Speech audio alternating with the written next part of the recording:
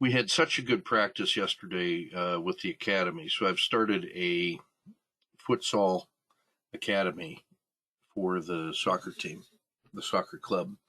And futsal is like a Brazilian-style indoor game played on a basketball court, 4 against 4 plus a goalie, with a heavier leather ball, one size smaller than a regular soccer ball. And there's no walls. And it's continuous running clock, and substitute on the fly. So it looks more like hockey than soccer.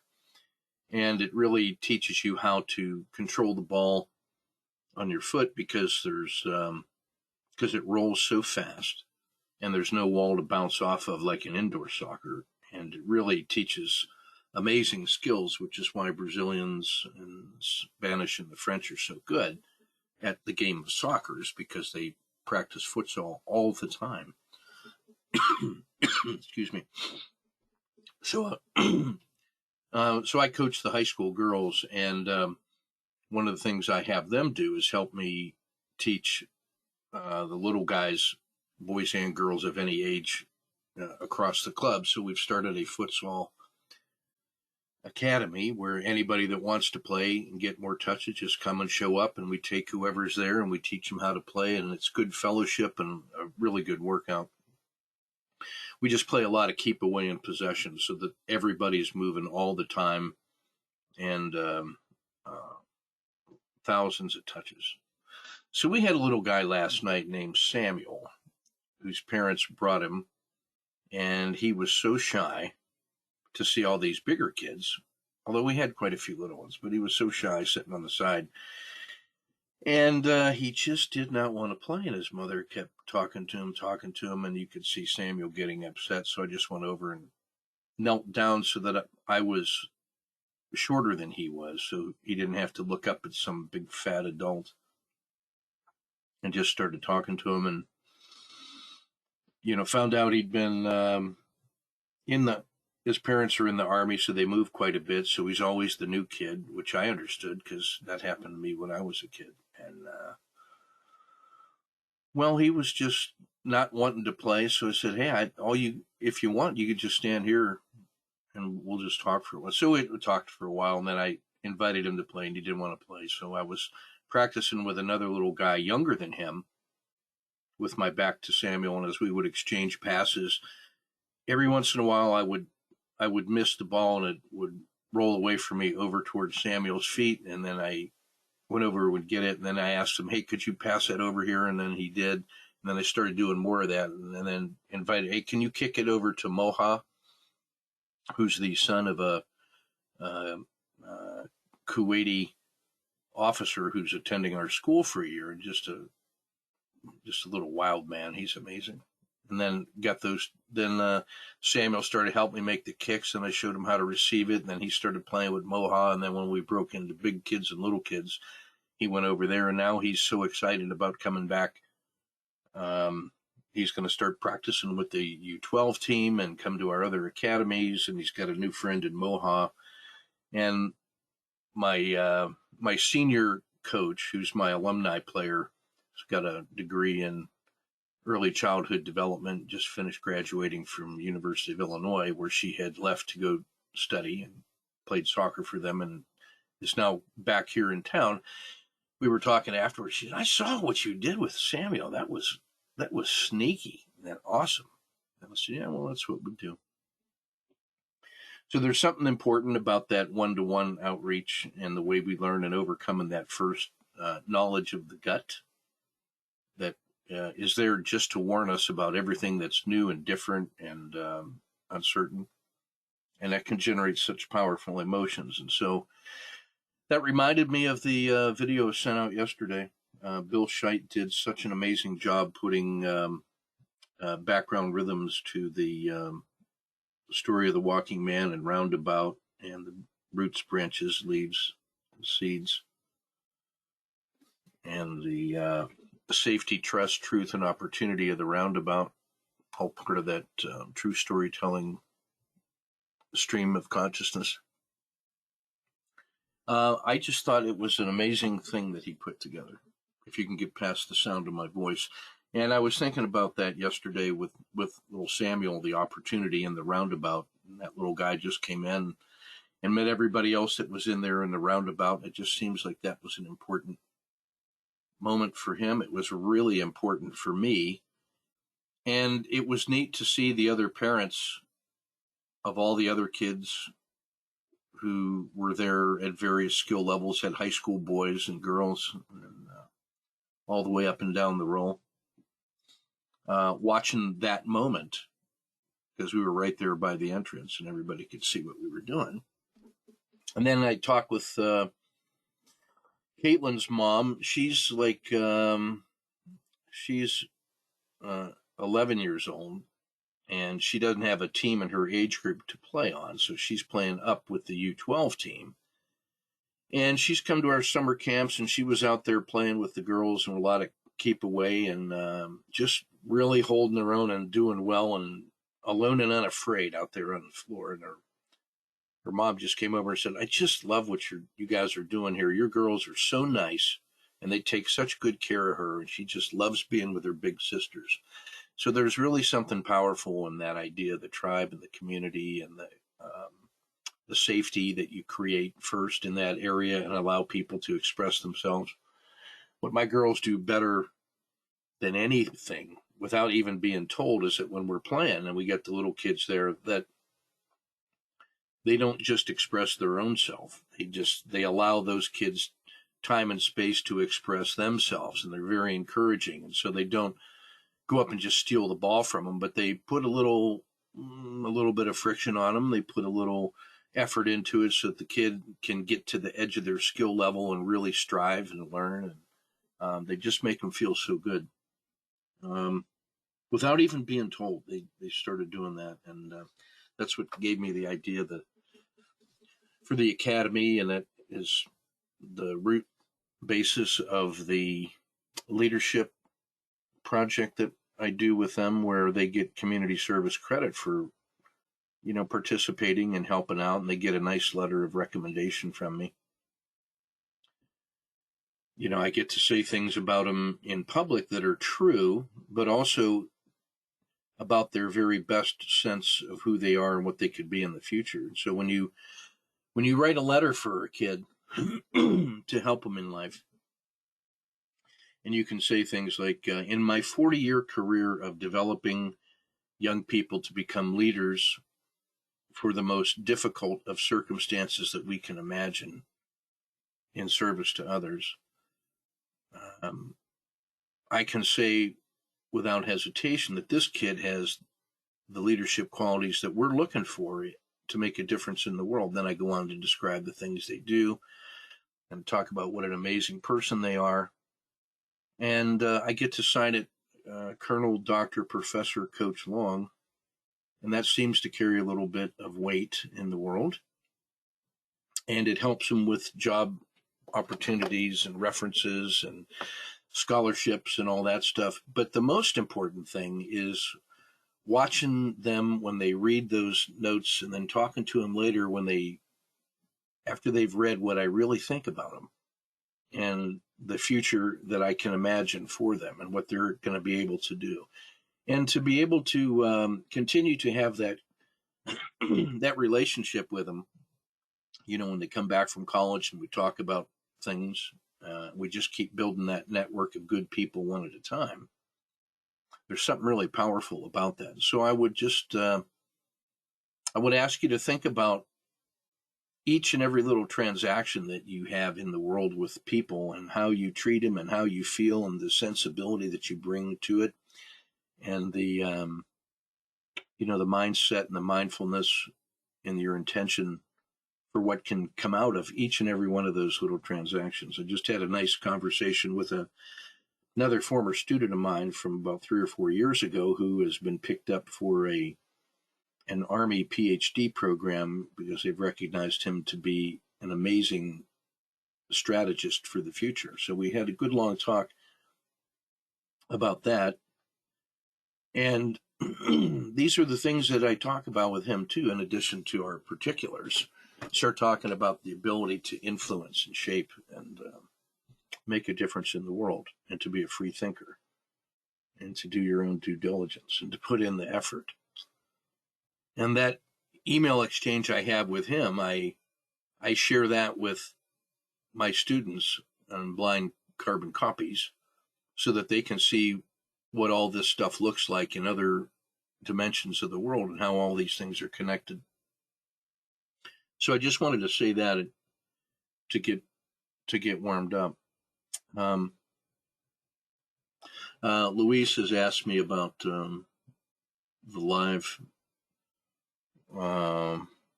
trading workshops and research weekends.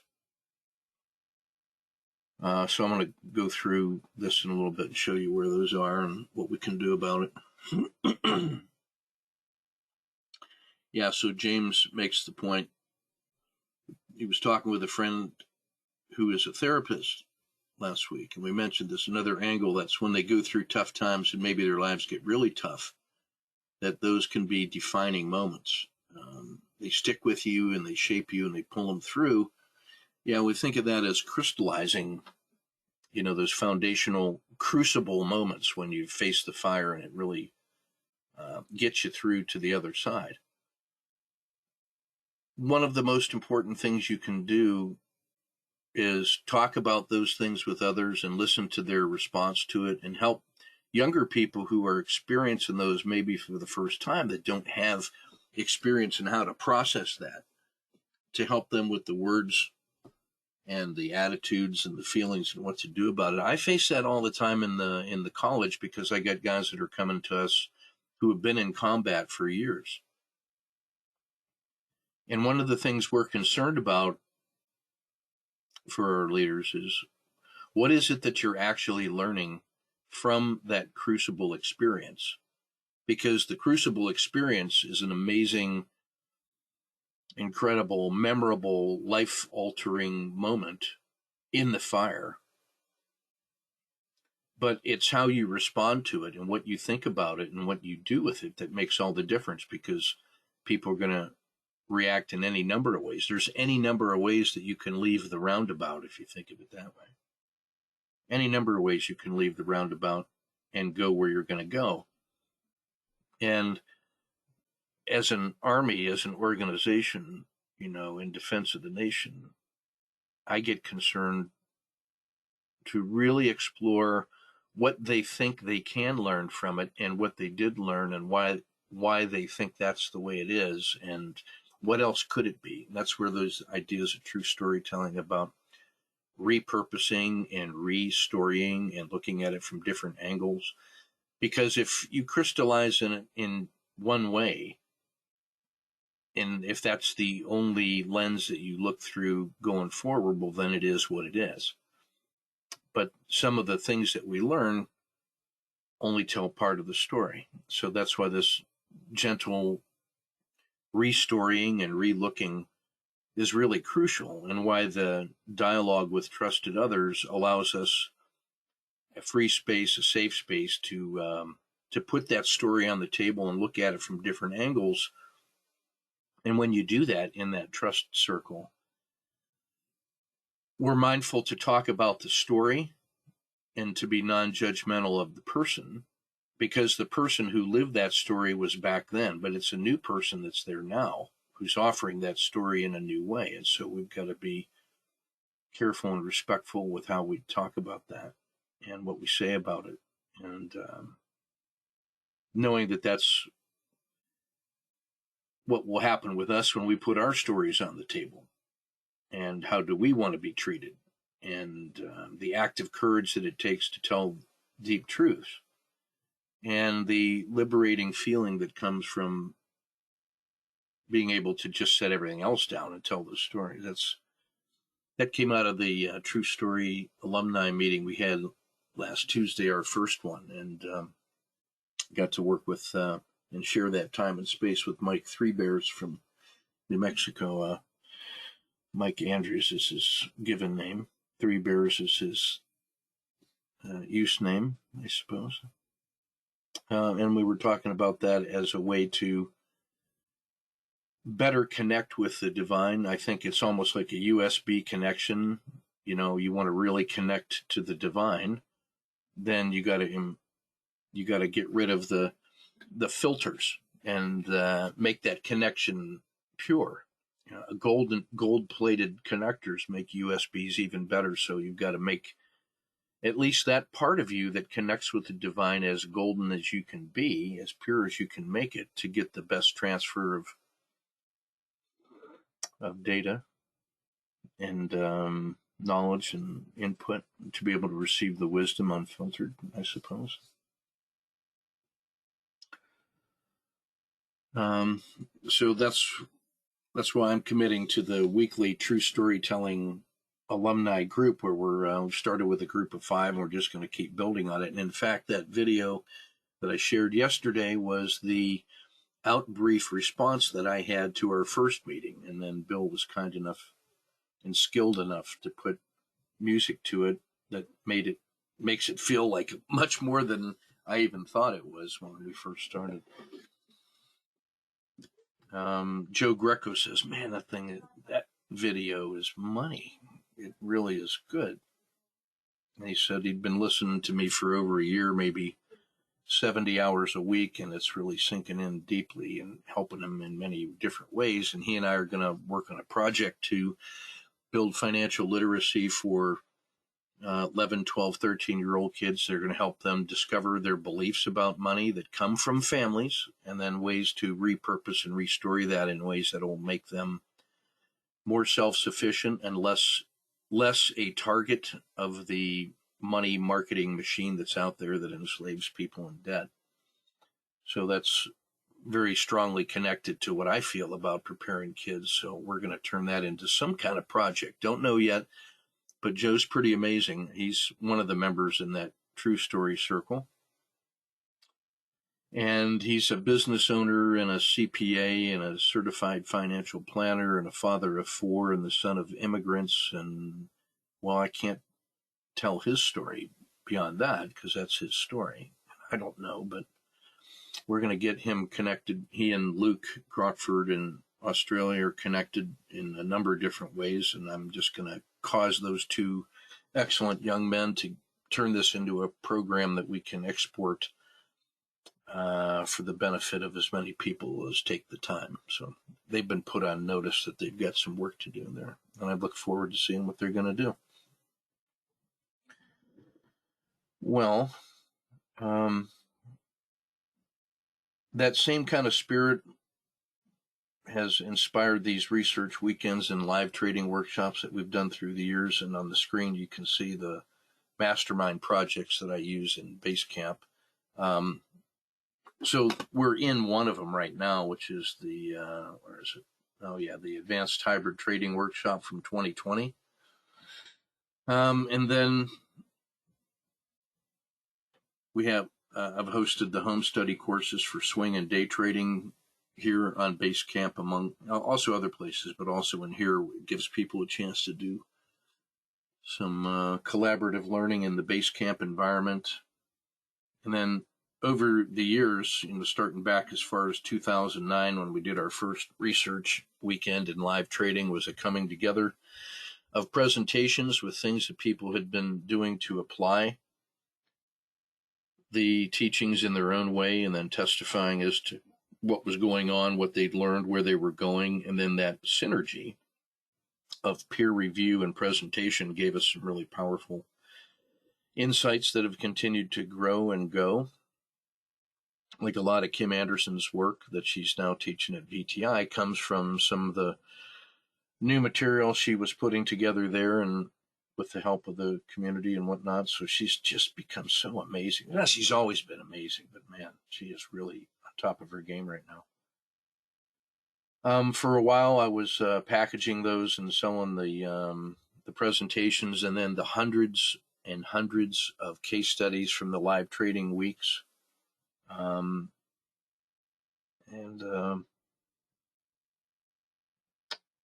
haven't done that for a while, but man, I was looking at some of those things and they're still good.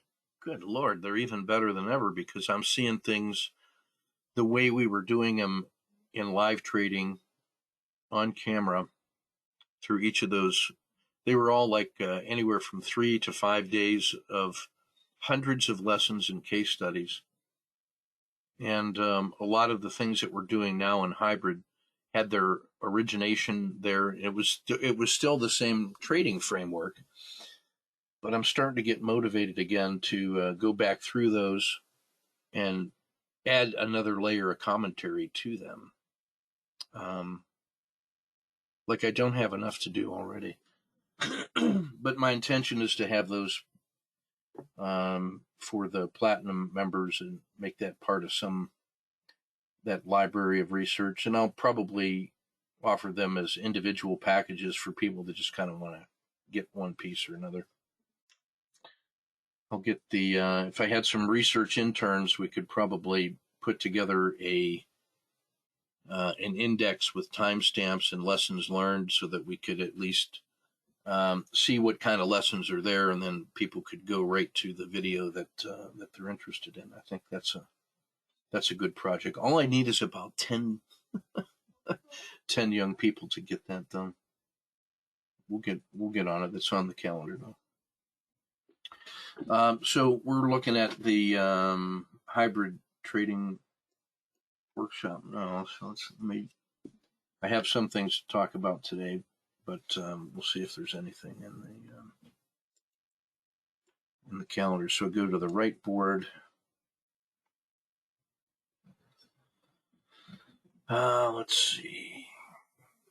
This is the one where we really built out Kata number 1, the supported spring crossing.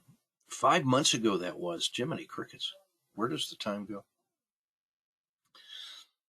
The videos from our 2-day workshop. So we did the hybrid workshop with nightly podcasts and Q&As and presentations, and then we did an intensive 2-day workshop of about 15 hours to answer all the specific questions of the people that have been suffering through that. Eugene is probably experiencing some post-traumatic stress syndrome from that. And we were collecting the questions for each of the weekend Q&A sessions from the people that went through all that, which feels like it's pretty much run its course right now. I think the folks that went through that have had their questions satisfied. And so we're just kind of nibbling on the edges. So I'm feeling like we need to do another session of focus questions.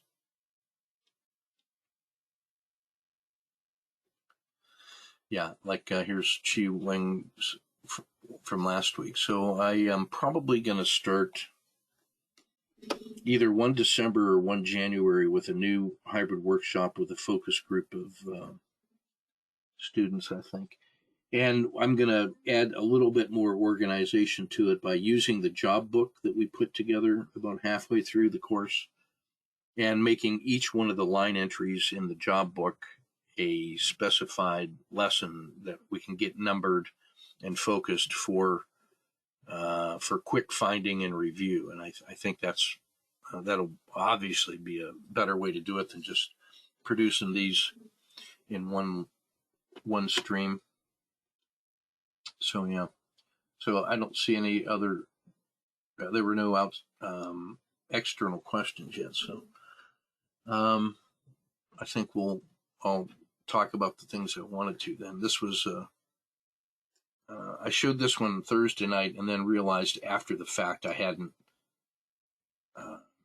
had the recording button on, and so I haven't had a chance to redo it yet. So this connects pretty strongly to some of these ideas, so I want to get through it today. So this is I was listening on my nightly walk. I think it was Wednesday night it must have been. Had the doggies here on leash walking around midnight, and I was listening to the Farnham Street blog. So Farnham Street is the address in, I forget where it is. Is it Arkansas, where Warren Buffett lives out there? Anyway, Farnham Street is where he and Charlie Munger live and work. And Charlie Munger is just amazing. I was listening to him do last night on my walk. And so I have a card being built in my head for that. In his 70s, he gave about a 2-hour lecture on the common sources of inaccurate thinking and bias. And he lectured for 2 hours on that. And he started off by saying, I have a list in my personal mental model of the top 24 sources of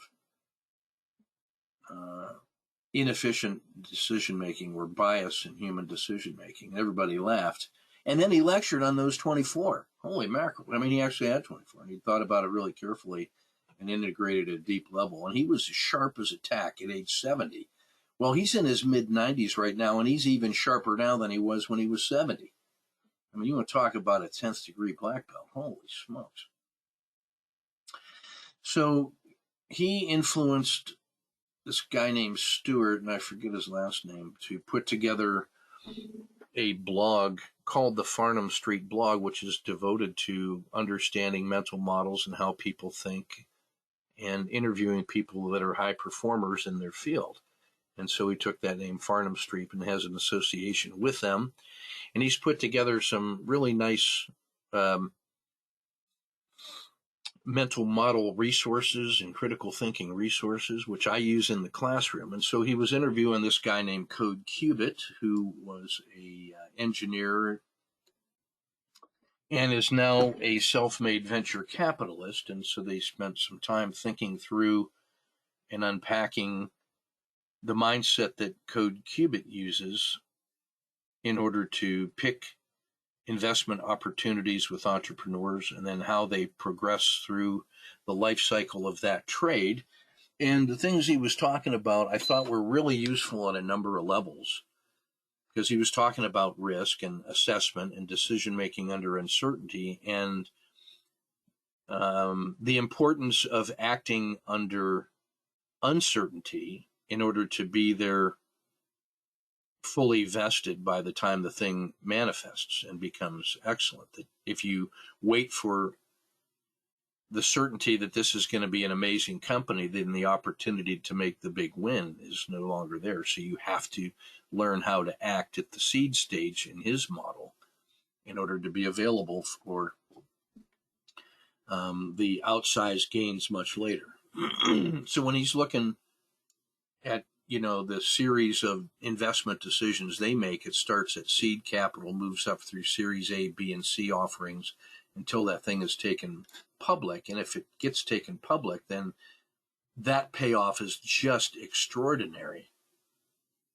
But it's because of the initial positions they built when they were seeds, which reminded me of the way we look at critical states. And so when they're looking for companies that are still just tentatively coming together to build a business box that makes money around the idea that they have to offer goods and services. They haven't even built the box yet, but the seeds are all there. And so the seed money they put in and the relationship they establish are designed to help them build that box of a machine that can make money. And then if that is successful, then they add a Series A investment, larger in scale, and it takes that box that they've built and proves that it can connect to a marketplace of people or other customers, and that it can scale, that you have completed the circuit and the thing works when you put actual live people in there. And then if it can actually begin to scale, then they're ready for that Series B investment, which now is how you replicate that and add gas, add power to the wheels. And then when you can build out the support infrastructure that allows this thing to continue to scale, but then endure all of the stresses of market cycles and business cycles, and that it's really robust to fat tail events, then you've got the Series C investment. And then at some point when you're ready to go public and to get your big payoff, then there's then that IPO. And so that looks very much to me like the way we think about starting in a critical state, locking in no lose plus dinner for two, adding positions with advantage and momentum, and continuing to really manage that risk carefully, and then maybe converting that from a day trade to a swing trade, or a swing trade to a day trade, whatever that may be, some of the hybrid leveraging, and then just managing the position open-ended, and continuing at the longer time frames and adding to it with markets money, and continuing to find every critical state inside the open trades that we have, and adding to that with hybrid trading as we go until it's time to exit the position.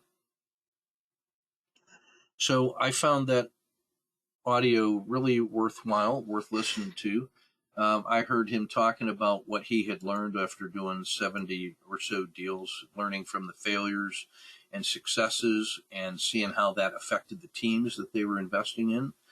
And he makes the point that learning from the failures was much more important than the successes, because there are so many ways to fail and so few ways to succeed, that by removing the effects of those failures once they start was a way to manage the left-hand side of the trade, as we would say it.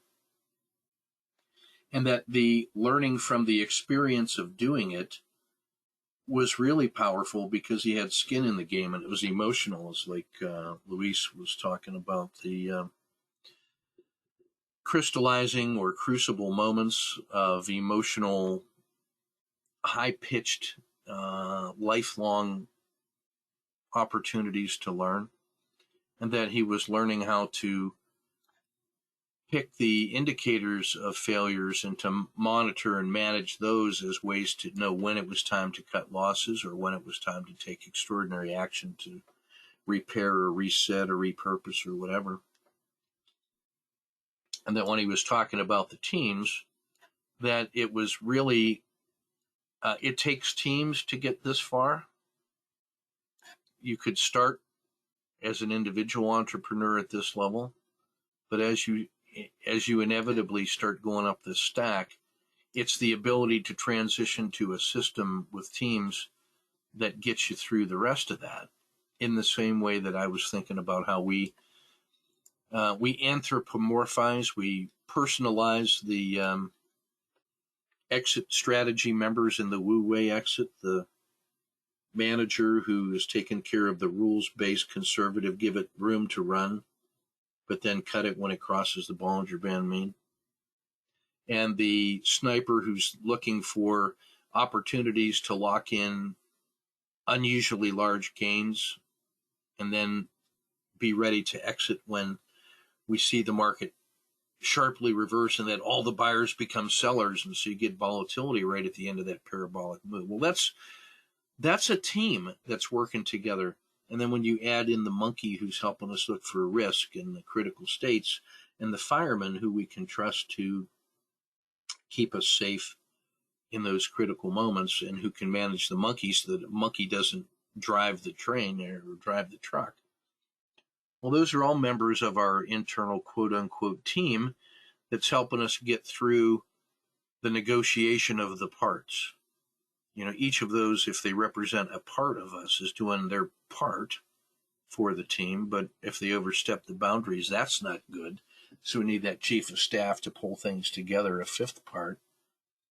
And so his experiential learning of the successes and failures of teams and the indicators they use, I thought to be pretty helpful. He spoke about his risk habits, that here he was in maybe the riskiest moment in the trades, managing these seeds and getting them planted and trying to get them started. And so he was taking risks there with money, and real money, that other people might find way too risky. But because of his knowledge and skill set and the team that he'd assembled to do that, that turned out to be a low-risk idea, because they managed the risk as a part of the larger portfolio. And if their judgment and skills are good, then the big winners more than pay for the seeds that don't germinate and don't propagate. And so the best low-risk idea he has is to take compartmentalized higher risk with many, many, many seeds, sort of our acorn theory of oak trees. And that in his own personal, his personal investments, he's really quite a conservative investor. Sounds a lot like the way we do core trading with our monthly allocations and asset rebalancing. And that he was careful to study the risk habits of CEOs that he's working with and when he's proposing to invest in them. And he said there were really two kinds of CEOs. One of them, since he really focuses on software as a service, SaaS, that he was developing his own skills in evaluating that portion of the market. So that's like that market specialization that we talk about. Need more coffee. So there were some guys working on software that were enamored with their own technology because it was fun and exciting and interesting. And maybe they were contrarians, that they were really in love with their own software. And that there were CEOs who really understood that what they were trying to do was solve customer problems through the means and mechanism of their software. And that the guys who were focused on customer problem solving and then adapting their fun, groovy technology to really meet those customer needs were the ones who were more likely to succeed all the way through this scale for the big payoff.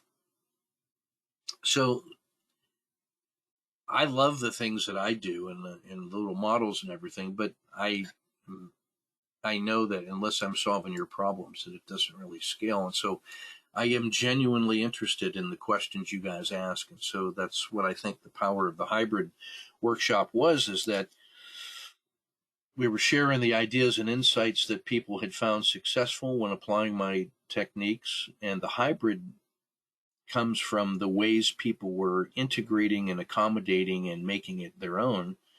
And the ways I've been adapting the systems to help them with their problems, which I think scale to other people. So I am genuinely interested, if you're in the sound of my voice, of hearing the things that you're struggling with or ideas that you have to exploit so that I can bring these tools that I love, but which I can only see through my eyes, to the solving of problems and the sharing with of others. So in that sense, I think we're ready for that next round of hybrid workshop trading.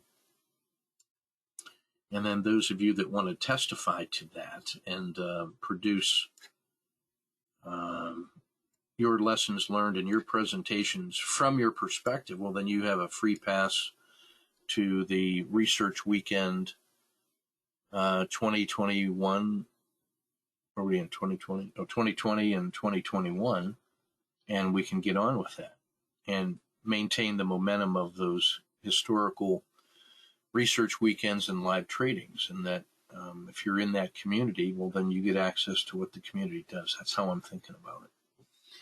Well, when CodeCubit was looking at the difference between an A CEO and a B CEO, a lot of that had to do with the way they were receiving feedback from their board of directors. And especially in the early stages of the seed and Series A, when they're just becoming the business that they may hope to be in the future, when they're just getting that system going, that the role of the board was not really as assessors and adjudicators, but really as trusted others to offer insights and discussions of opportunities from different points of view. And in Cubit's world, that the difference between an A CEO and a B CEO was how they saw the input from the board, which to me is the same as what we think about here as coachability. And that is that A CEOs didn't look at this as a quarterly or annual event they had to get through and fill out, just stop what they're doing, make some slides, make a presentation, get through it so they could get back to work. That's what B CEOs were doing. A CEOs grade A CEOs. We're looking at this as a chance to step out of the tactical day-to-day for a moment and find the most important things, those key success factors, and put together insights about what he'd learned and where he was going and how he proposed to get there, and then run that past the board of interested directors who had their own backgrounds.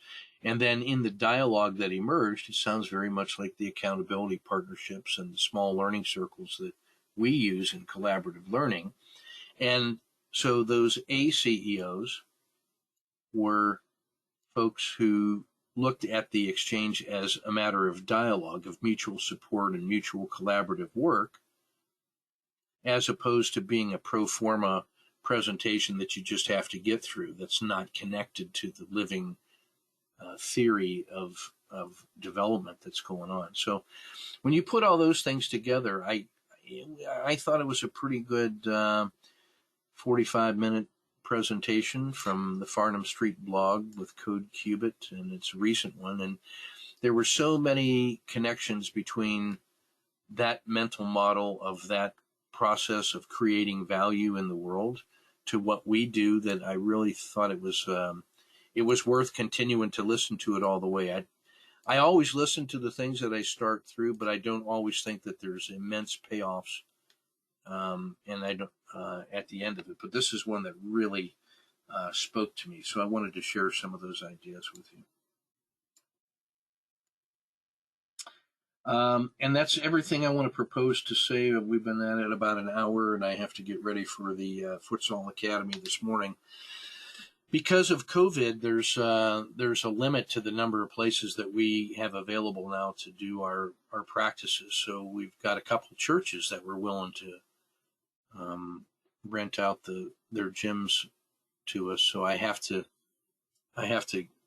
take them when I can get them, and it's Saturday morning is one of the moments that I can do that. And we're going to go for a couple hours today at 12 to 2. So I'm going to kind of terminate it there. And just say, if you're in the sound of my voice, be on the lookout for the repackaging of the research weekends and the live trading. And if you're interested in joining the intern team that is doing some of that work and assembling the smart sheets, Antonio and some of the boys are doing a great job of doing that work. And Antonio's almost all the way through all of the Generation 1 hybrid workshops.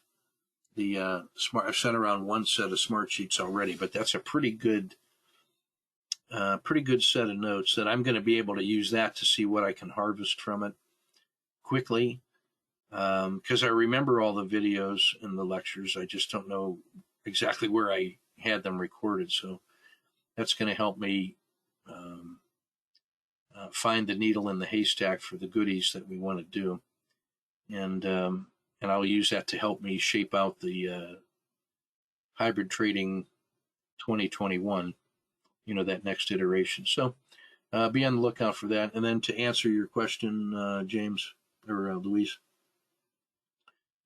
I still have a bunch of those things already in their raw form on Dropbox that are immediately available, and I've offered them for sale in the past, and I'd be willing to do that again. It's just easy. It's pretty easy to add you to the Dropbox list, and then you could pull it down and sort through it as much as you want. We do have a listing of the presentations for the research weekend, so you could I'll see if I can't find that as a syllabus, and you might be interested in some of that. The easiest way is probably, if you're shameless commercial plug here, that the platinum membership on Patreon gets you access to all of that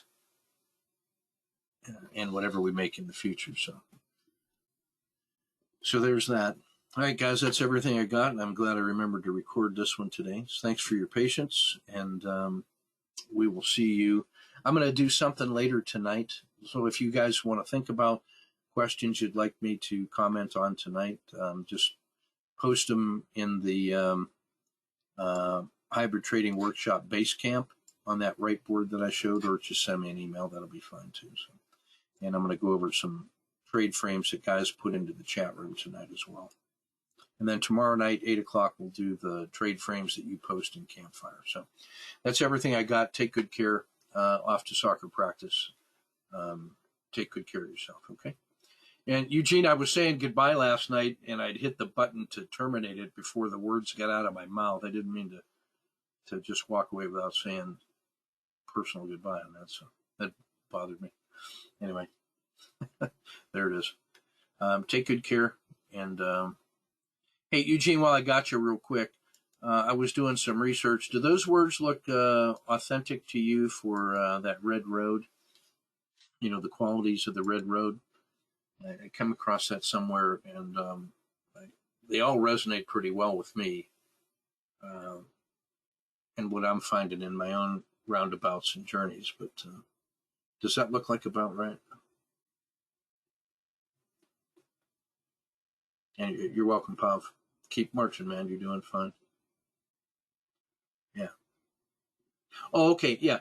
Hey, Lisa, tell Kim I said hey, and all the love and support from Kansas that she needs to continue to be great. Just let her know we're all so proud of her, and thank her for sharing her stuff with others. She's such a good person. Let her know I said that.